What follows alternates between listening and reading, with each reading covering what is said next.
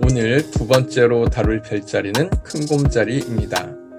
큰곰자리는 고대 그리스어로 아르크토스 메갈레, 라틴어로는 우르사 마요르라 합니다. 단어 그대로 큰 곰을 의미합니다. 큰곰자리는 88개의 별자리 중 세 번째로 넓은 영역을 차지하고 있는 거대한 별자리이며 아마도 가장 유명한 자리별로 평가될 만한 북두칠성을 거느리고 있는 별자리입니다. 참고로 자리별은 공식적인 별자리는 아니지만 특정 형태를 구성하고 있는 별들의 모임, 특정 무리 또는 패턴을 보이는 별의 정렬 양상을 의미합니다.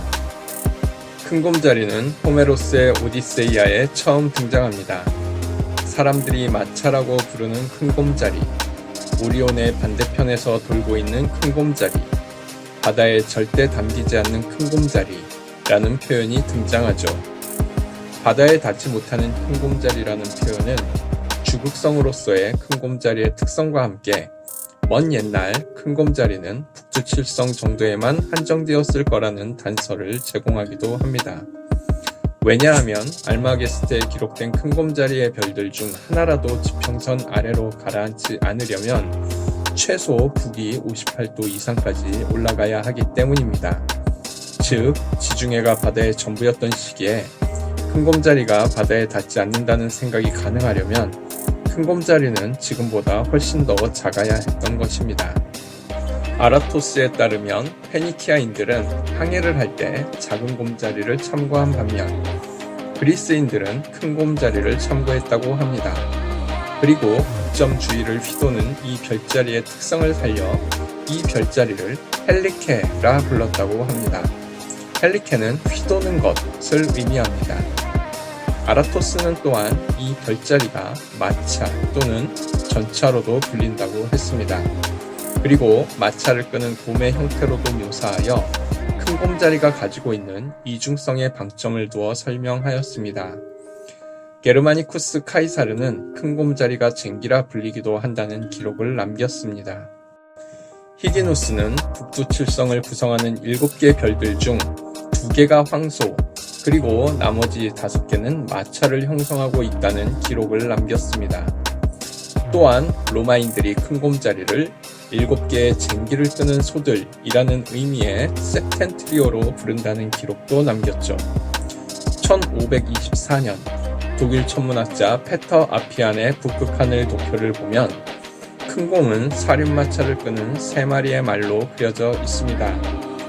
페터 아피안은 로마의 전통을 따라 이를 마차를 의미하는 플라우스트룸으로 불렀습니다.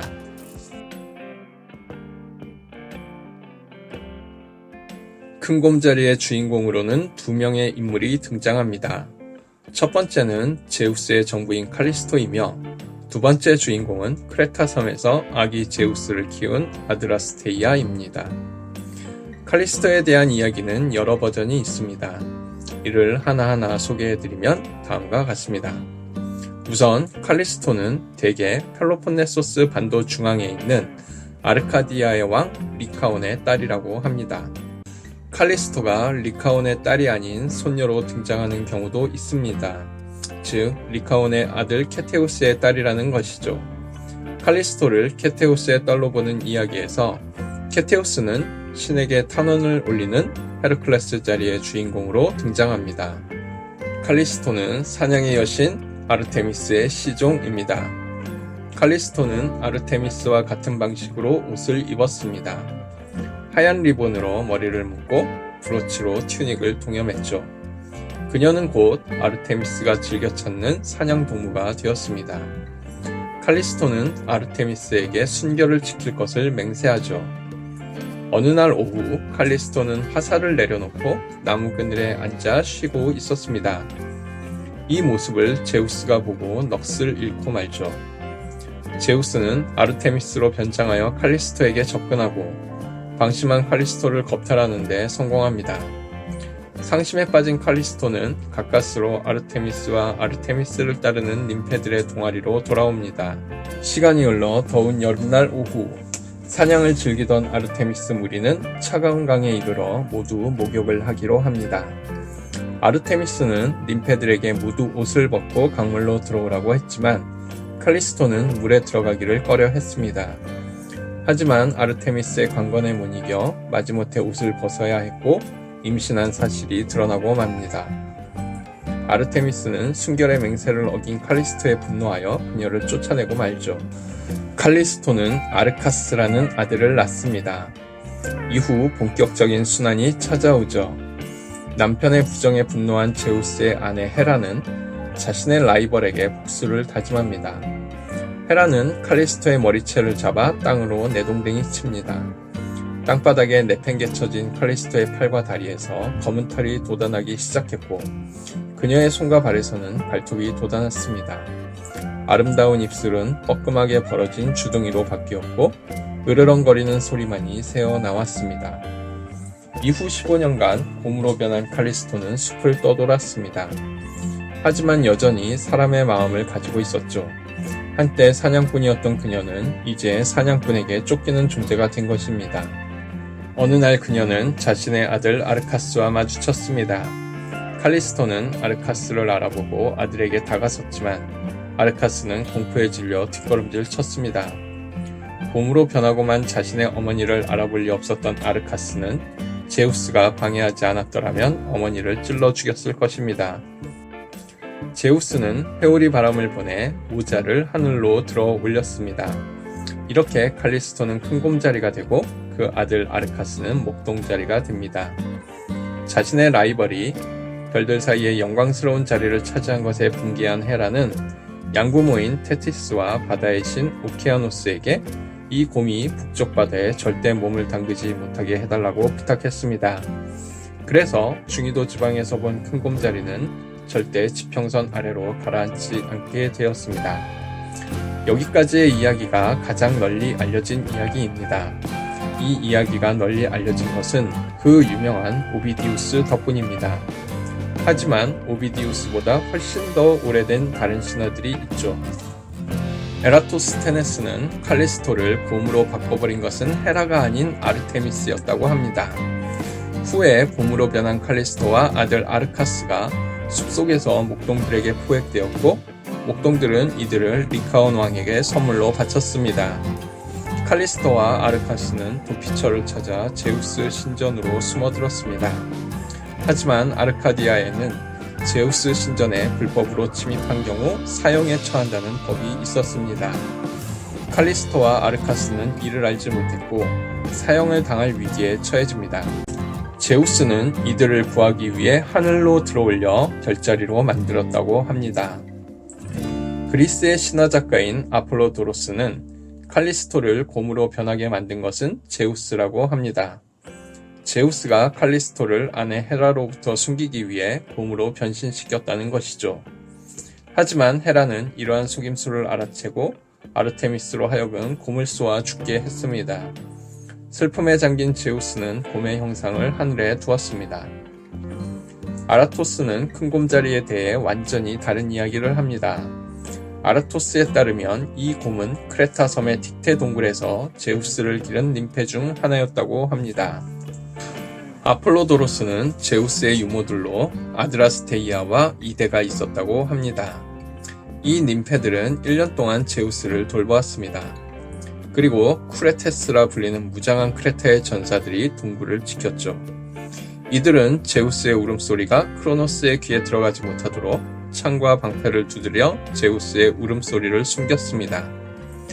후에 제우스는 아드라스테이아를 큰 곰자리로, 이데를 작은 곰자리로 만듭니다.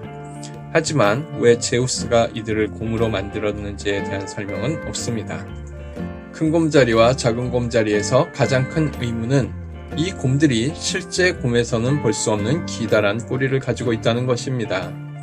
하지만 신화에서는 왜 이 곰들의 꼬리가 이렇게 길어졌는지에 대한 어떤 설명도 등장하지 않습니다. 16세기 후반 영국의 천문 작가인 토마스 후드는 제우스가 곰들을 하늘에 끌어올릴 때 꼬리가 길어진 것이라는 농담식 설명을 하였습니다. 내가 아는 한 다른 이유는 없다 라는 말까지 덧붙였죠. 스웨덴의 천문 역사가 페터 블럼버그는 이 별자리들이 곰으로 형상화된 것은 언어의 다이성 때문이라고 말했습니다. 즉 그리스인들은 이 지역을 아르크토스라고 불렀다는 것입니다. 이 단어는 북쪽으로도 해석될 수 있고 곰으로도 해석될 수 있습니다. 즉 원래 아르크토스라 불렸던 이유는 단순히 북쪽에 있는 별자리라는 뜻이었는데 시간이 지나면서 또 다른 의미인 곰이 되어버렸다는 것입니다.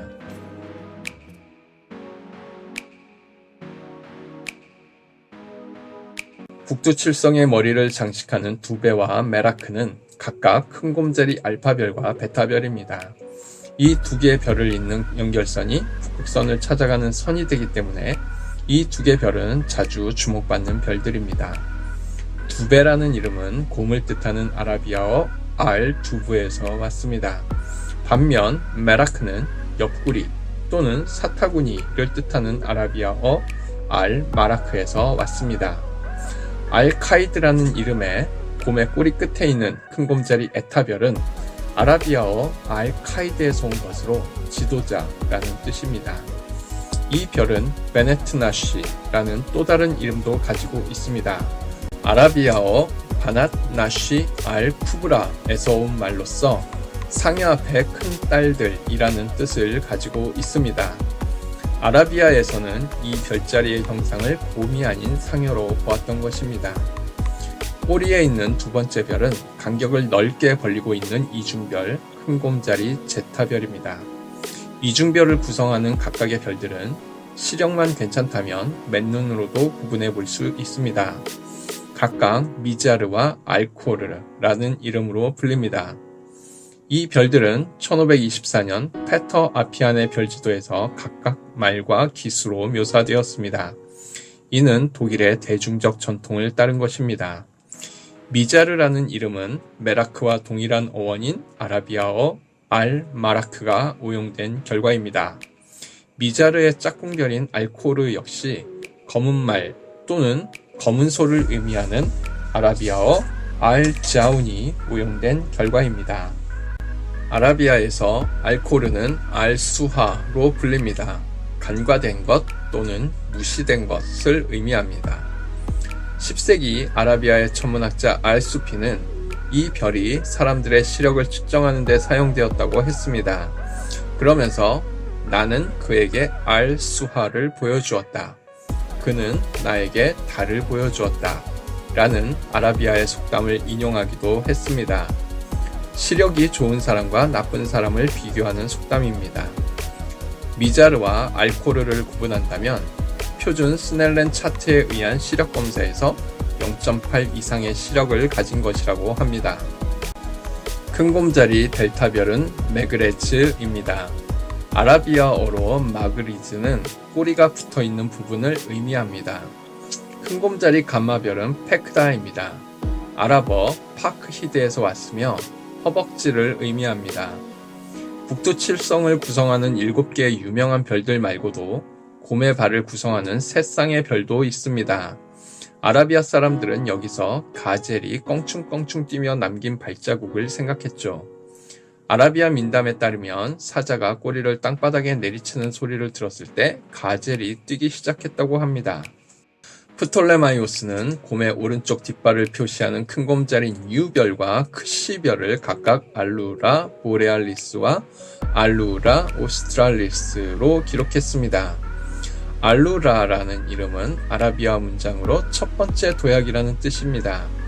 여기에 북과 남을 의미하는 라틴어 보레알리스와 오스트랄리스가 붙은 것입니다. 가젤의 두 번째 도약은 큰 곰자리 람다별과 미우별로서 타니아 보레알리스와 타니아 오스트랄리스라고 합니다. 이들은 프톨레마이오스가 뒷발 중 왼쪽 발로 묘사한 별들입니다. 세 번째 도약은 큰 곰자리 요타별과 카파별입니다. 요타별의 이름은 탈리타입니다. 아라비아어로 세 번째를 뜻합니다. 카파별에는 이름이 없습니다. 프톨레마이오스는 큰 곰자리에 27개의 별을 적었습니다. 그리고 여기에 아모르포토이 8개를 추가했죠.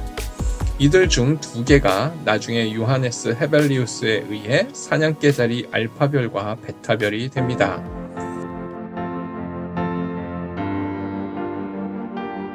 큰 곰자리는 은하의 별자리라고 할 수 있을 정도로 많은 은하를 품고 있습니다. 특히 메시의 목록을 기준으로 하면 네 번째로 많은 7개의 메시의 천체를 품고 있는데 그 중에 5개가 은하일 정도입니다. 하지만 쉽게 눈에 띄는 북두칠성과는 달리 큰 곰자리가 품고 있는 은하들을 살펴보려면 은근히 많은 끈기와 시간이 요구됩니다. 우선 M40을 찾아보겠습니다. M40은 이중별입니다. 선명하게 빛을 뿜어내는 별이다 보니 찾기가 무척 쉽습니다. 큰 곰자리 델타별 메그레즈의 북동적 1.1도 지점에서 5.5등급의 큰 곰자리 70별을 만날 수 있습니다. 이 연결선을 계속 이어나가면 약 4분의 1도 지점에서 동서로 늘어선 M40을 만날 수 있습니다. 만약에 이때 여러분이 118배율 이하의 저배율을 사용하고 있다면 동일한 시야의 북쪽에 2개의 은하가 들어와 있을 것입니다. NGC 4290과 NGC 4284입니다. 만약 희미한 보풀처럼 하나만 보인다면 그건 NGC 4290일 것입니다. 하지만 2개 모두 쉽게 눈에 들어오진 않습니다. 그렇다고 난감해할 필요는 없습니다. 아직 시도해볼 다른 은하가 많기 때문입니다. 이번엔 큰 곰자리 감마별 페크다로 가보겠습니다. 페크다에서 동남동쪽으로 0.5도가 약간 넘는 지점에서 하얀 보풀처럼 보이는 은하를 만날 수 있습니다. 바로 M109입니다. 이번엔 큰 곰자리 베타별 메락도 가보겠습니다. 방금 전 페크다에서 동남동쪽으로 0.5도를 이동했듯이 이번엔 메라크에서 같은 방향 동남동쪽으로 1.5도를 이동합니다. 그러면 M109보다는 약간 날카로운 느낌이 드는 보풀을 볼 수 있습니다. 바로 M108입니다. 이 은하의 밝기는 잘 기억해둘 필요가 있습니다. M108의 밝기가 딱 10등급입니다. 딥스카이 천체를 즐겨 찾는 별지기들에게 하나의 기준이 될 수 있는 천체죠. 큰 곰자리에서 눈으로 관측 가능한 은하는 약 30개 정도인데 그중 21개가 M108보다 어둡습니다. 따라서 M108이 눈에 잘 보이지 않는다면 더 어두운 관측지로 이동하는 것을 포함하여 이런저런 노력이 필요합니다. 하지만 큰 곰자리가 열정과 노력만을 요구하는 것은 아닙니다. 왜냐하면 밤새도록 봐도 황홀하기만 한 거대한 은하 한 쌍을 품고 있기 때문입니다. 바로 M81과 M82입니다. 별지기들의 바이블 딥스카이 원더스에서는 M81과 M82를 다음과 같이 설명하고 있습니다. 마술사라면 아마도 당신의 귀 뒤에 숨겨진 동전을 찾아낼지도 모릅니다. 곰의 귀는 훨씬 더 놀라운 것들을 숨기고 있죠. 이 표현은 M81과 M82의 놀라움을 제대로 표현해주고 있습니다. 1200만 광년 거리에 있는 이 거대한 은하들은 길잡이 망원경으로 곰의 귀 부분을 척 겨냥하는 것만으로도 쉽게 찾을 수 있을 정도입니다. 아직 익숙하지 않다면 큰 곰자리 23별에서 큰 곰자리 2G별을 징검다리처럼 밟아서 찾아가도 됩니다. M81은 M81 은하군의 터줏대감으로서 M81을 비롯한 같은 은하군 내의 여러 은하들에게 강력한 중력을 행사하고 있습니다. 얇은 칼날 자국처럼 보이는 M82의 경우 중심 부분에 뜯겨나간 듯한 검은 그림자들이 보이는데 이는 M82가 M81의 강력한 중력에 영향을 받고 있다는 증거입니다. 비슷한 현상을 같은 은하군 내에 있는 NGC 3077, IC 2574, NGC 2976 등의 은하에서도 볼 수 있습니다. 다만 이들은 관측을 위해서는 좀 더 어두운 환경과 노력이 필요합니다. 우리 미리네와 같은 크기의 아름다운 은하 M81과 우주적 스케일의 중력 상호작용이 발생하고 있는 현장인 M82의 모습은 볼 때마다 감동을 자아냅니다. 이 2개의 은하만을 관측하는 것만으로도 어두운 밤은 충분히 아름다울 것입니다.